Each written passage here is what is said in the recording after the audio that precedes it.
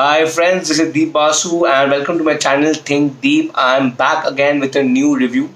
I'm going to review the film Darshan or Dur Se Darshan. This movie has two titles. I wonder why.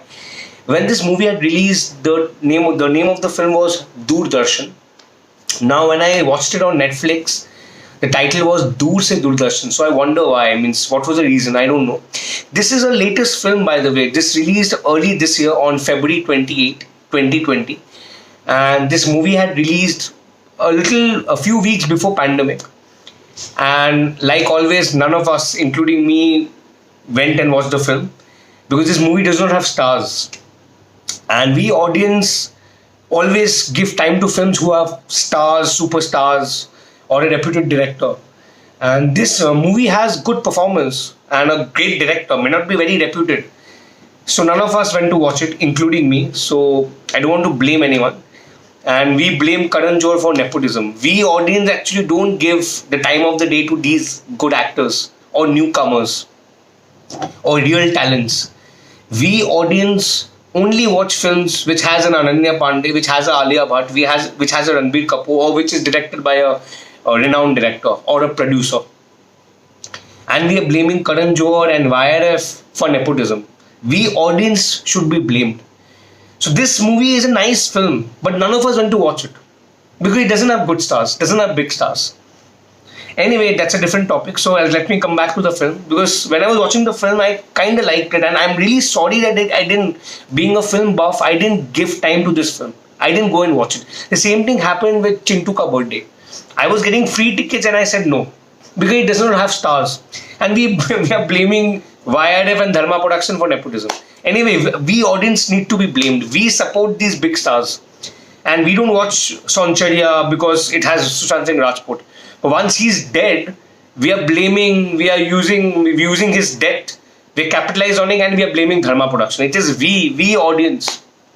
Anyway, I'm really sorry. I got slightly distracted. So coming back to the film, Dur Se Darshan. It's a nice film, and this movie will remind you of movies like Do Duni Char, Khosla Ka Khosla, which are nice films. If you have seen Khosla Ka Khosla by Dibakar Banerjee, Do Duni Char by the director, I'm forgetting the director's name.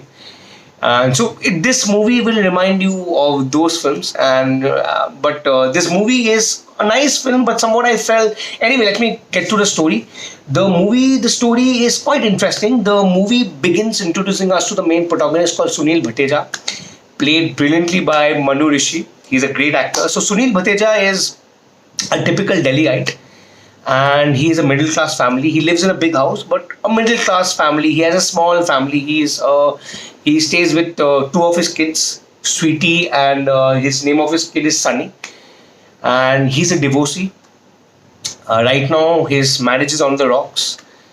He once had a love marriage, and he was in love with his wife called Billu. And current situation, his marriage is on the rocks. Billu, his wife, is played beautifully by Mahi Gill. So this bichara, this Sunil Bhateja is going through a lot of crisis in his life. He is not able to garner good income. He's going through a divorce, and on top of that, he's staying in his house of one of his close friends called Goldie, who he's unable to pay rent. And Goldie wants to get rid of him because he doesn't give him proper adequate rent. And on top of that, his mother has been in coma for last 30 years. I think his mother he went in coma in the year 1989. So he's been in coma for last 30 years. So this bichara Sunil Bhateja is going through a lot of crisis. A divorce, his mother is in coma, and he doesn't quite get along with both his older son is into pornography. He likes reading. He's not much interested in studies, and he only spends time reading pornography, soft porn. And his daughter is the only one who listens to him, but somehow she's also in his own world. So this Sunil Bhateja, this guy Manu Rishi's character, is going through a lot of crisis. But I wonder why his mother, who was in coma for last 30 years, is in his home. He should be in a hospital. Maybe they couldn't afford it. That question I had. Anyway, so one fine day, his older son, Sunny, is reading a pornographic magazine in the same room where his mother is in coma. Sunil Bhatija's mother, his grandmother, means Sunny's grandmother. So while reading the pornographic magazine, suddenly the mother starts gaining consciousness. I know it sounds very peculiar, but once while they were reading the pornographic magazine loudly, the grandmother suddenly after 30 years starts gaining consciousness and constantly starts telling the name Bimla. Bimla is the character in that pornographic magazine. So something happens. She gets into that, Dora, which you say in Hindi, and starts gaining consciousness and constantly, utters the word Bimla, Bimla. So they call the doctor that, after 30 years, she's gaining consciousness, she's talking. And again, she falls unconscious. So doctor warns them that, it's a good news that she's gaining consciousness, but once she completely gets conscious, you shouldn't give her any stress. She needs to be totally stress free, and she should be totally sound mind. If anyone tries to give her stress, she will again get back to coma. So doctor warns them that it's a good news that she is getting back to consciousness after 30 years, but if anyone begins to give her stress, again she can get back to coma. So right now Sunil Bhattija is in crisis once again because he's going through a divorce. So if his mother comes back and gets to know that his marriage is on the rocks and he's even married and his son is definitely in his own world and he's not able to garner so much money or rich as she expected him to be, she might be hurt or get back to crisis once again. So now Sunil Bhattija, the character, has an idea. Now he tries to recreate the 1989, the time his mother had gone into coma. So now his idea is to recreate that 1989 scenario once again. So now the main story begins. How Sunil Bhattija, with the help of his family, has to create the 1989 scenario. Now there is a catch. Now since his mother knows Billu, his ex-wife, because they happen to be school friends. Now his mother, after gaining conscious, wants to meet Billu. That's Mahi Gill. She wants to meet Billu, and she remembers Billu and Sunil to be good friends, close friends. So now the challenge Sunil faces to convince his wife, who is right now seeking divorce, to come back and play the part of Billu, the young Billu, and convince and pacify his mother. So there are a lot of challenges Sunil Bhattija goes through, and how he creates the 1989 scenario just to keep her mother calm, so that she doesn't get back to coma once again. So that's the entire story. How his kids become the maid servants, how he convinces his ex-wife to come back again, and how he wears the school uniform, how he gets back to that that same era, 1989. I like the part how they get that Doordarshan back, because his mother, before getting into coma, used to love watching the Doordarshan, the news. How they recreate that. So it's, as a story, the movie is quite interesting and quite funny and hilarious. There's certain dialogues, certain scenarios, certain sequences, very hilarious, very funny, and very relatable. Few sequences are pretty relatable, and overall it's an old Delhi kind of feel. Like if you see Khosla Ka Khosla, it will definitely remind you of Khosla Ka Khosla and Do Duni Char. So that old middle class Delhi feel is there, and quite a relatable comedy. And if I have to talk about the performances, I bet any producer, I should advise all the producers to put money on these actors. Manu Rishi, Mahi Gill, and other actors. I'll tell you, I really loved his performance. Manu Rishi, Dolly Ahluwalia, who plays the mother, the grandmother, who comes back from Dolly Ahluwalia, Manu Rishi, Mahi Gill, Shardul Rana, Supriya Shukla, Rajesh Sharma. Such great actors. You are going to see great performances, I can guarantee you that. And they are so natural, they are so free, and definitely the performances really elevate this film. Overall, let me tell you, the story is quite interesting, but somewhat I feel certain portions are not very believable.